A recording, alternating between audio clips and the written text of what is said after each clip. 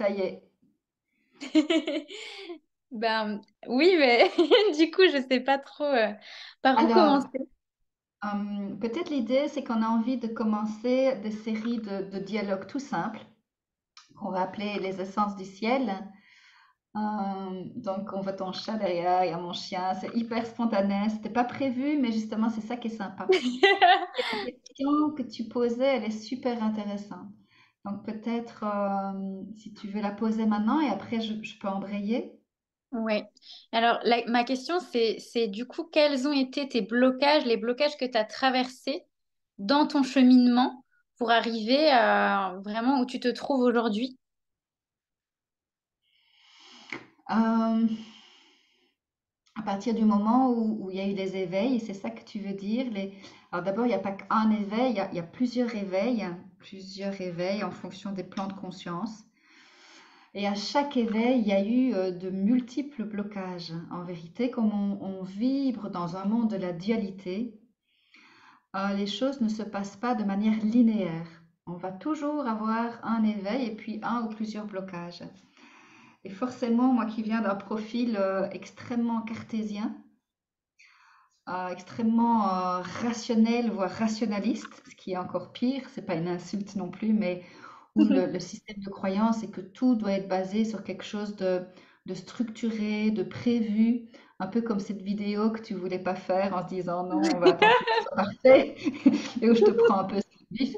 Donc en fait, ça c'est un des grands changements. C'est-à-dire que je viens d'un monde extrêmement cartésien, Ouais. structuré, ordonné, et puis quand on est projeté dans ces autres dimensions, dans ces autres paradigmes, avec le cœur brûlant pour exprimer d'autres choses, que moi j'appelle le Graal, que d'autres vont appeler mission d'être ou mission d'âme, bah c'est sûr qu'on va se frotter à tout ce qui est le cadre dans nos vies, donc tout ce cadre de la société, le cadre familial, notre propre cadre, schéma de pensée, notre propre système de croyance, puis surtout nos propres peurs, parce qu'on se rend compte à un niveau de conscience que tous ces obstacles sont majoritairement des chimères.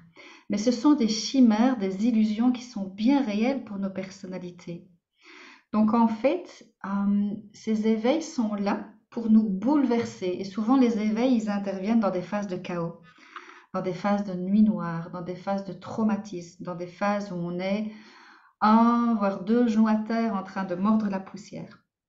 Donc les obstacles, ils ont été essentiellement sur la raison, c'est-à-dire comment est-ce qu'on peut connecter un plan subtil d'intuition, parce que l'intuition, les ressentis ésotériques, les ressentis vibratoires, pour la cartésienne que je suis toujours, parce qu'elle est partie de moi, mon ego, je l'aime, je le respecte, j'ai appris non pas le vénérer, mais en tous les cas, à le laisser respirer, à le laisser être libre, mais en même temps connecté au féminin sacré, connecté aux énergies du ciel.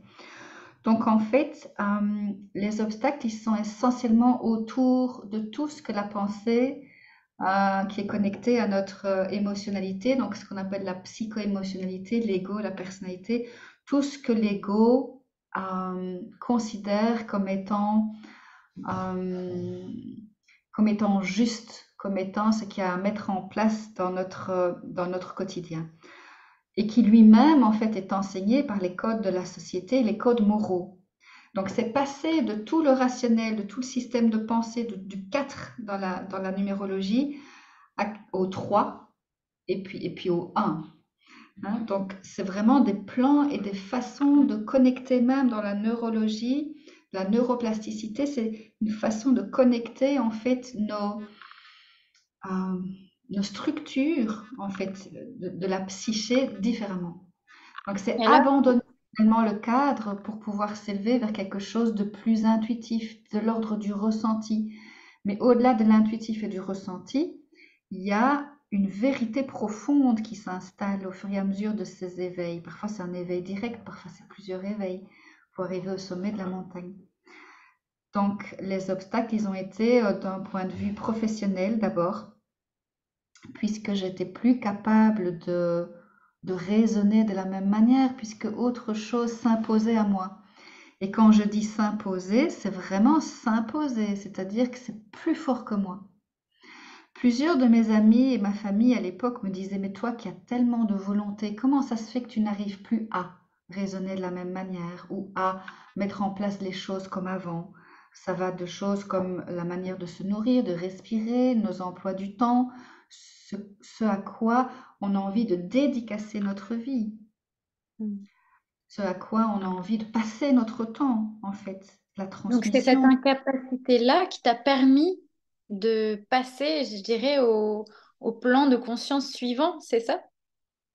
C'est Euh, c'est tous ces obstacles-là qui m'ont permis de passer à une amplification de la volonté du ciel en moi. Et du coup, dans cette force du ciel, ce que j'appelle le ciel, c'est le côté plus subtil, plus ésotérique, plus énergétique, plus alchimique. Hein, c'est ça qui s'est installé. C'est ça qui est venu. En fait, le ciel m'est tombé sur la tête, littéralement. Il y en a comme Obélix qui tombent dedans quand ils sont petits. C'était déjà un peu mon cas. Mais très vite, ça s'est refermé pour plein de très bonnes raisons, parce qu'on pense que les obstacles, c'est quelque chose de négatif, et en fait, c'est la grande chance de nos vies. Tous ces vortex de vérité s'ouvrent sous forme d'éveils multiples, ou d'un éveil, je dirais, transcendant. Ça peut arriver aussi, ça a été aussi en partie mon cas. Mais rendre grâce aux tensions et aux contractions. Et plus la nuit noire est intense, et plus le potentiel en fait d'élévation et d'éveil et de lumière et d'énergie est important. Quand il y a une contraction, un obstacle, une difficulté, soit on va involuer, c'est-à-dire on va s'abandonner en fait, on va sombrer toujours plus bas. Et même ça, c'est une grâce, parce que parfois on a besoin de toucher le fond, c'est ce qu'on appelle la nuit noire de l'âme, de toucher le fond pour à un moment donné de dire, mais je peux plus respirer autrement. Et c'est ça que j'appelle le calling. Ce que j'appelle le calling, je l'ai vibré à travers ces éveils, ces énergies, ces expériences d'énergie spontanée. Le calling, c'est quelque chose à un moment donné qui s'installe. C'est ce ciel, j'appelle ça le ciel, il faut bien dire quelque chose dans ce monde de la dualité. C'est cet appel, cette énergie, cette puissance en fait, qui s'est révélée à travers les expériences mystiques qui ont suivi comme étant des expériences christiques. Mais c'est vraiment littéralement cette puissance du feu intérieur de l'énergie du ciel. Et à un moment donné, même si tu sais que c'est plus rationnel, même si tu sais qu'il y a de très nombreux obstacles qui t'attendent sur le chemin et que ça peut être sur le plan de l'ego, je précise bien, le plan de l'ego difficile, à un moment donné, tu te rends compte que tu n'as plus le choix. Parce que le choix est l'apanage de la dualité. Et à un moment donné, quand le ciel s'installe, tu t'élèves vers l'unité, tu vois. Et en vérité, c'est quand tu te rends compte que tu n'as plus le choix et que tu t'élèves vers ta vérité. C'est d'abord ta vérité personnelle avant d'être une vérité transpersonnelle. Et puis à un moment donné, il y a plus que ce qui est, on parle même plus de vérité. Et c'est vraiment à travers ce cheminement à un moment donné que tu te rends compte que la vraie liberté est là. C'est paradoxal. Donc à un moment donné, tu as le choix, tu te dis, ben, j'ai toujours le choix de ma vie, c'est moi qui tiens les rênes de ma vie, j'ai le choix, je suis libre. Mais l'ego n'est pas libre, en fait. L'ego, il est conditionné, il est emprisonné, il est enfermé. Dans l'étymologie du mot enfermé, il y a le mot enfer, en fait, l'enfermement. Il est conditionné par ses peurs, son système de croyance. Il pense qu'il est le maître de la vie, le maître tout-puissant de sa vie, mais c'est pas le cas. Et donc, au fur et à mesure où tu entends cet appel intérieur, le calling en anglais, c'est un appel intérieur, c'est plus fort que toi, le ciel s'installe, il s'ancre vraiment dans ta chair, il s'ancre dans tes émotions, il s'ancre dans ta psyché, donc il pénètre littéralement l'ego pour venir le chercher, le transmuter. Et comment Et ça donc, peut se matérialiser, ça, alors? Par exemple, pour concrètement, quelqu'un comme... comment on peut ressentir ça, ce ciel qui vient, comme tu dis, vraiment, tu vois, se révéler quelque part? Parce qu'on a toujours l'impression qu'on doit chercher peut-être à changer de croyance ou à changer notre perception. Et comment alors on peut voir que ce ciel-là, il est en train de nous pénétrer, quoi. oui. Donc en fait, il y a plusieurs cas de figure.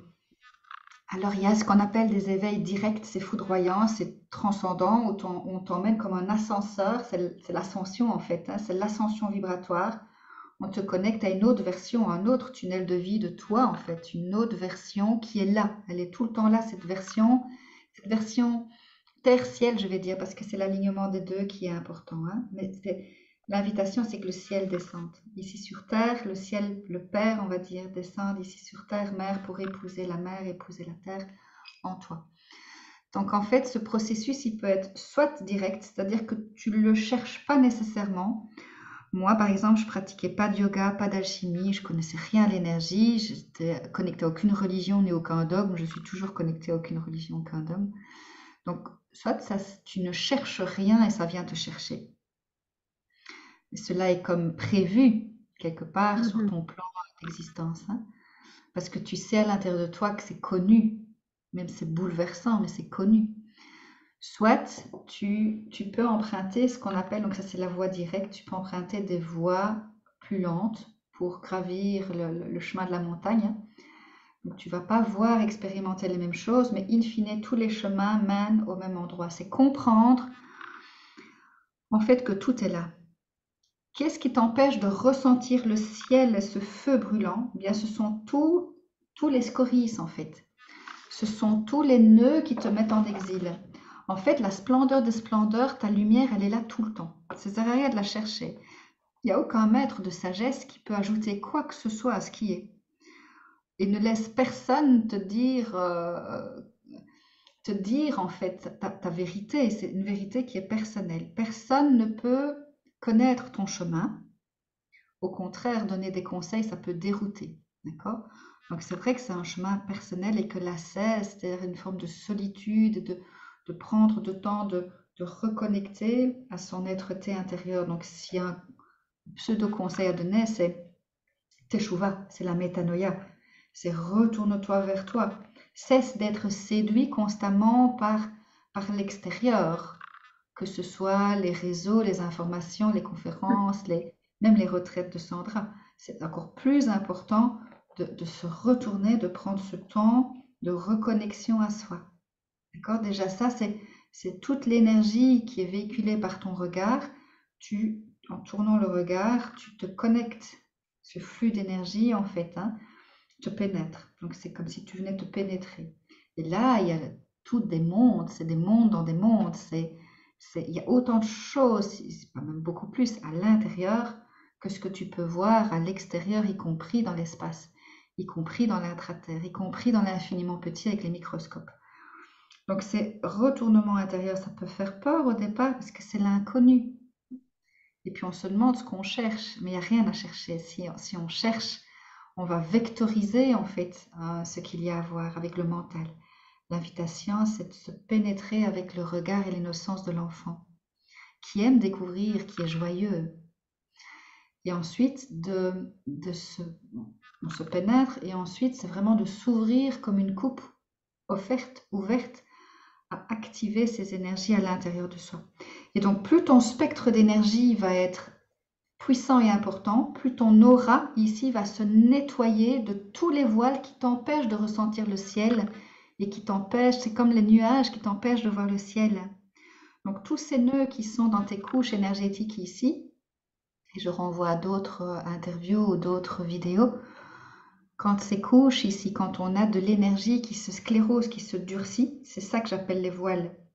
Ça empêche ton énergie d'être bien fluide, harmonieux, purifié, et ça t'empêche d'avoir tous tes corps énergétiques dans l'alignement.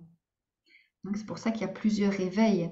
À chaque fois que nos corps consciences ne sont pas alignés, on est en exil de nous-mêmes, on est dans la version ombre de nous. C'est ce qui engendre des maladies physiques, psycho-émotionnelles, le cœur qui souffre du manque d'amour ici sur Terre, puisqu'on est en exil. Hein, on est vraiment ces générations issues du péché originel. C'est un symbole ici, je ne parle pas de religion. C'est le péché originel, c'est celui qui pense en nous être à l'origine de nous-mêmes. C'est l'ego. Hein, c'est l'ego et c'est cette version finalement qui se laisse tenter à croquer le fruit, comme on en parle très bien dans la Genèse. Donc dans l'Ancien Testament, dans le Nouveau Testament, ce sont que des codes alchimiques de compréhension, de connaissance de soi. C'est pas des histoires extérieures qu'il faut étudier par cœur, c'est des Ouais. révélations intérieures qu'on est invité à goûter, à mendiquer, à mastiquer, à méditer, pas avec le mental, avec le corps, l'intelligence du corps, l'intelligence de l'esprit. Finalement, le mental, c'est autre chose. Le mental, il est invité à être notre serviteur. Bon, je dis beaucoup de choses ici. Donc, pour revenir à ta question, le comment, eh bien, quand on a un obstacle, quel qu'il soit, une frustration, une tension, c'est se rendre compte que c'est une opportunité exceptionnelle de se vectoriser vers la lumière, de passer de la peur à l'amour, de l'ombre à la lumière. D'accord? Donc, surtout Mhm. pas avoir peur de nos ombres, de nos nuits noires et de notre propre obscurité, de nos propres masques. Ces masques-là nous ont permis de survivre à des circonstances de vie. Ils sont aussi ontologiques, j'aurais envie de dire. Ils sont là pour nous éveiller à notre véritable nature, qui est amour, qui est paix, qui est joie, qui est dans notre ontologie, qui est connaissance de soi aussi.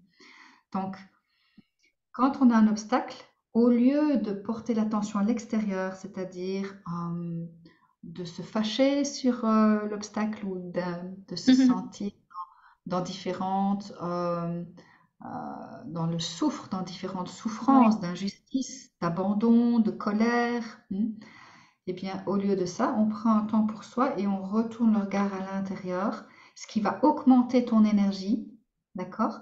Et au lieu d'avoir ce nœud qui vient s'installer de ta frustration, regarde, si je suis frustrée, je vais me replier. Et ça crée des nœuds énergétiques. Ça fait que ton énergie, elle va se scléroser, se durcir et Mhm. créer ce que moi j'appelle des voiles, hein.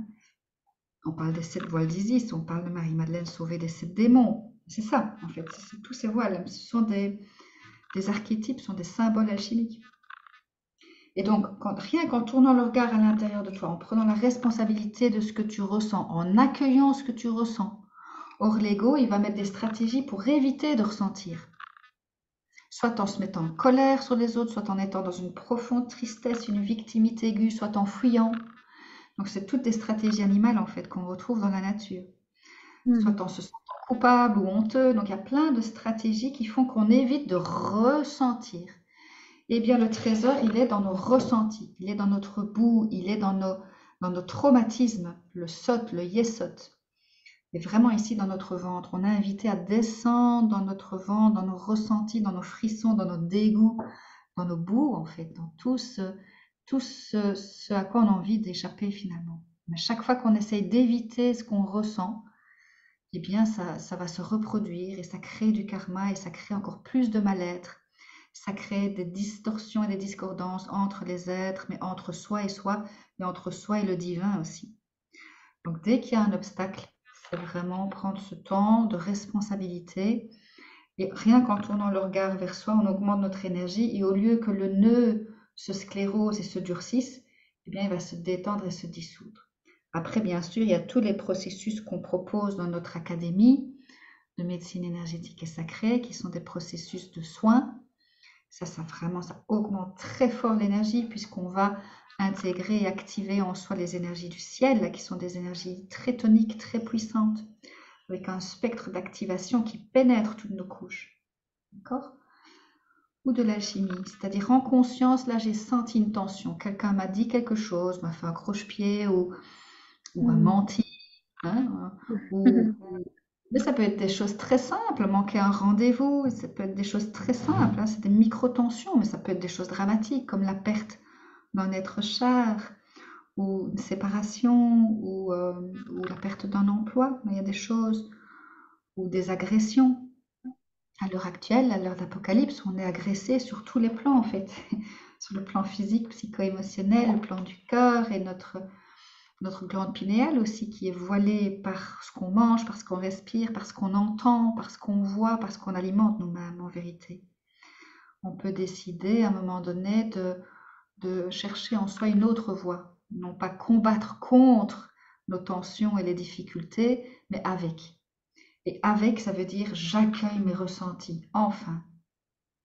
J'accueille ma tristesse, j'accueille ma colère, plutôt que de l'entretenir constamment, cette tension, pour ça qu'on a plein de tensions en soi, qu'on tombe malade. J'accueille, je prends un temps. Personne ne prend du temps à l'heure actuelle. On pense que s'arrêter et méditer ou se faire un soin ou une alchimie, on n'a pas le temps. Mais oui, mais alors on accumule les problèmes, on accumule les voiles. Et tous ces voiles, en fait, c'est comme des couches qui nous empêchent de voir et de ressentir notre splendeur. Donc c'est ça, c'est comprendre qu'à travers tous ces obstacles de vie, eh bien, il y a des occasions de se libérer et de goûter à autre chose en nous, une autre vérité en nous que celle de nos personnalités et de nos égos, parce que nos personnalités et nos égos, c'est la version de nous qui est voilée, qui a mis en place une stratégie de réaction, une stratégie de défense finalement, tu vois, de rejet finalement de tous nos ressentis. Et tous ces ressentis, c'est des ressentis de peur et de manque d'amour, ça c'est la racine, le manque d'amour. Or, on va projeter sur les autres notre état, ce qu'on ressent, notre mal-être, malaise. On est invité à en prendre la responsabilité et à pratiquer soit des soins, soit des alchimies. Ce qui est important en fait, c'est d'être en accord avec les énergies du ciel. Si on pratique avec que des énergies de la terre, il faut quand même comprendre qu'on va libérer l'ego, mais notre intention n'est pas de libérer l'ego, c'est de nous connecter à notre être profond qui est notre âme. Et ensuite, l'ego se met au service de notre être profond, de notre âme. C'est très différent, tu vois. J'espère que j'ai pu répondre à ta question. Oui, mais alors du coup, de façon concrète, de façon Oui, vraiment concrète, qu'est-ce qu'on, quelqu'un qui ne sait pas ce qu'il ressent, qui n'a pas conscience en fait de toutes ces scories, comme tu dis, de tous ces nœuds qui viennent oui, assombrir en fait le ciel, du coup, du chemin. exactement. Comment on fait pour, euh, pour trouver de la clarté, pour se diriger de façon plus sereine. Parce que si on retourne à l'intérieur, si on fait ce travail et que on est quand On même dévoile. toujours confronté à toujours des nœuds et encore des nœuds et encore des couches. Oui, Et alors, comment on fait pour garder le cap, quoi, quelque part? oui. C'est le cap de la conscience, c'est-à-dire que la vie, tu peux faire confiance, tu peux t'apaiser et faire confiance au processus de la vie. Soit tu es ce qu'on appelle un pèlerin de cœur, c'est-à-dire tu te rends compte dans cette incarnation que tu veux dédicacer toute ta vie à transmuter l'inconscience, l'ignorance, l'inaccompli en toi, mais également pour l'humanité. Tu sens que tu as cette mission d'âme en fait et tu veux t'adonner complètement. Tu veux que tout ton temps soit dédicacé à ça. Auquel cas, c'est intéressant d'avoir un repère extérieur, c'est-à-dire un guide, mais qui lui va entrer en connexion avec ton propre guide, ton maître intérieur. Jamais un guide ne va conseiller ou imposer ou entrer dans une forme de médiumnité, de te dire je Hmm. sens, je vois que. Oui. Non, c'est l'ancien monde, d'accord? Ce qui est important, c'est l'éveil de ton maître intérieur ou de ton âme, de ton guide intérieur. Donc c'est intéressant d'avoir alors, si tu sens ce besoin, d'avoir un guide extérieur. Si maintenant ta mission, elle est par exemple dans une mission d'ingénierie pour utiliser la lumière du soleil pour créer un nouveau monde, un beau paradigme dans les pays en voie de développement, par exemple. Tu vois, ça peut être un Graal. Au-delà Ouais. du Graal du thérapeute en toi, il peut y avoir beaucoup d'autres choses. Un Graal dans la pédagogie, c'est-à-dire induire une nouvelle pédagogie ici sur Terre, tu vois, dans ce nouveau monde. Eh bien, dans ce cas-là, euh, tu vas pas dédicacer tout ton temps à ce feu, mais tu peux l'intégrer petit à petit. Alors, tu dois faire confiance à la vie. C'est-à-dire que la vie, elle connaît. Elle s'exprime dans tes cellules sous forme de l'ADN, hein. Tu as un ADN biologique, tu as un ADN aussi spirituel. Elle va t'amener au jour le jour ton quota de tension. Et l'intention alors, c'est d'intégrer un processus alchimique. D'accord? Donc à chaque tension, l'invitation, c'est de pouvoir venir décortiquer cette tension. Et décortiquer la tension, l'alchimiser, la transmuter, ça ne veut pas dire tout comprendre. Mhm. Parce que si tu veux tout comprendre, tout contrôler, tu vas rester ici au niveau du mental. Tu vas rester bloqué au niveau de ton plexus plutôt que de s'élever vers ton être profond et connecter le ciel en toi et activer le ciel en toi. Mhm. Donc là, tu peux alors t'apaiser. Tu entres dans un processus de conscientisation et d'alchimie. Et l'alchimie, c'est quoi? C'est un processus de co-création divino-humaine. C'est-à-dire que ton ego, il sent à un moment donné, il comprend qu'en fait, il contrôle rien. Plus tu vas essayer de contrôler les choses, plus tu vas rentrer dans ce qu'on appelle la loi karmique et tu vas créer du chaos, tu vas créer encore plus de la densité, ce qui n'est pas grave puisqu'on sait que les étoiles et la lumière naissent du chaos et de la densité. C'est pas grave, c'est juste que c'est pas la même vie, c'est pas le même tunnel de vie. Et à un moment donné, après plus ou moins 333 nuits noires dans ta vie, ton ego, il va se dire, bon, bah finalement, je comprends que je comprends pas tout, Rien. Mhm. voire rien du tout, qu'il existe d'autres dimensions du réel, d'autres dimensions, d'autres versions de moi, Ouais. plus conscientes, plus lumineuses. Déjà, ça, c'est un éveil. Déjà, rien que ça, c'est déjà sortir en partie de ce qu'on appelle la matrice et suivre ton propre chemin. Et donc là, cette alchimie, tu vas pouvoir comprendre que ton ego, au lieu de partir dans toutes les directions, d'essayer par lui-même de contrôler son quotidien, il va s'apaiser, se poser, se redresser, se verticaliser. Donc au lieu de, tu vois, d'être tout le temps penché à faire plein de choses, il va se dire, mais il y a peut-être quelque chose à être, plutôt que faire et avoir. Hein, ça, c'est ce qu'on appelle l'ancien monde. Mais il n'y a pas un ancien monde et un nouveau monde, parce que sinon on crée encore de la dualité. Il y a une Mhm. émergence de la lumière à partir du chaos, grâce au chaos. Et c'est quand on dit grâce au chaos que commence à entrer dans une unification de la dualité en unité. Au lieu de lutter contre une circonstance, une situation, on commence à se dire, mais tiens, il y a beaucoup de lumière en fait dans le fait que peut-être j'ai un burn-out, que peut-être j'ai perdu certaines choses auxquelles je tenais, d'accord? Et donc l'ego, à un moment donné, ben, il aura franchement pas d'autre choix que de se poser et se dire, mais tiens, je vais m'ouvrir à autre chose. Et c'est là que Mhm. le ciel intervient.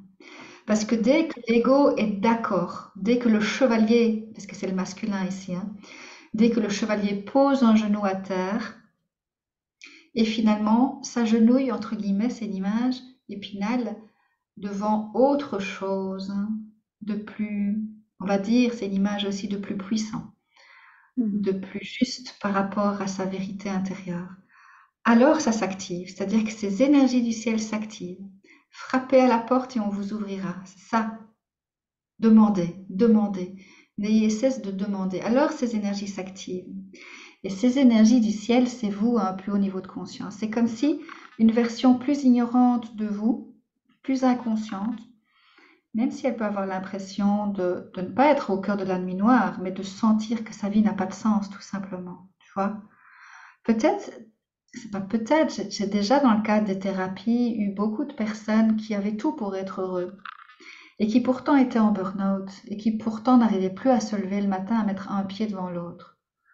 Tout simplement parce que leur vie, même s'ils avaient tout, ils avaient même du temps, tu vois, c'est un grand luxe le temps.